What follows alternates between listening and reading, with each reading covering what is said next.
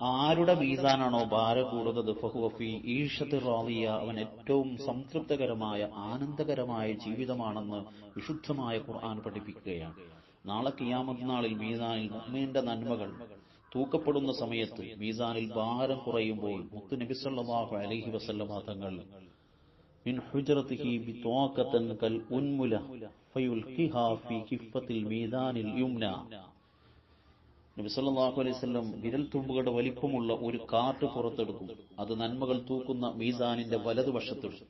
അപ്പോൾ നന്മകൾ വല്ലാതെ ഭാരം കൂടുകയും ആ മനുഷ്യന്റെ തിന്മയേക്കാൾ നന്മ കൂടുതൽ മികവുറ്റതായി നിൽക്കുകയും ചെയ്യുന്ന സമയം, ആ സമയത്ത് ആ മുഅ്മിനായ മനുഷ്യൻ നബി സല്ലല്ലാഹു അലൈഹി വസല്ലമയോട് ചോദിക്കുന്ന ഒരു ചോദ്യമുണ്ട്. ബി അബി അൻത ഉമ്മി, എന്തൊരു ഭംഗിയാണ് അങ്ങയുടെ മുഖത്തിന്, എന്തൊരു ചന്തമാണ്, എന്തൊരു നല്ല സ്വഭാവത്തിന്റെ ഉടമയാണ്, നിങ്ങൾ ആരാണ് എന്ന് ചോദിക്കുമ്പോൾ മുത്തുനബി സല്ലല്ലാഹു അലൈഹി വസല്ലം പറയും, അന നബിയുക മുഹമ്മദുൻ വഹാദിഹി സ്വലാത്തുകല്ലതി കുൻത തുസല്ലി അലയ്യ ഖദ് വഫൈതുക അഹ്വജ മാ തകൂന ഇലൈഹാ. ഞാൻ നിന്റെ നബിയായ മുഹമ്മദ് നബി സല്ലല്ലാഹു അലൈഹി വസല്ലം തങ്ങളാണ്.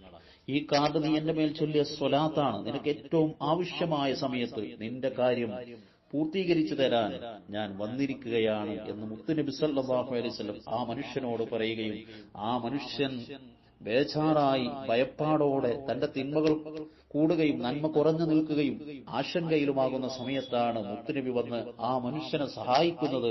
ആ മനുഷ്യന്റെ നന്മകൾ കൂടുകയും സ്വർഗത്തിന്റെ അകലുകാരാവുകയും ചെയ്യുന്നത് അദ്ദേഹം ചൊല്ലിയ ആ സ്വലാത്തുകളാണ് അതിന്റെ നിമിത്തമായത്. സ്വലാത്തുകൾ നമ്മുടെ നന്മകളെ ഏറെ അധികരിപ്പിക്കുന്ന തൃപ്തികരമായ ജീവിതത്തിന്, സന്തോഷകരമായ ജീവിതത്തിന് കാരണമാവുകയാണ് സ്വലാത്ത്.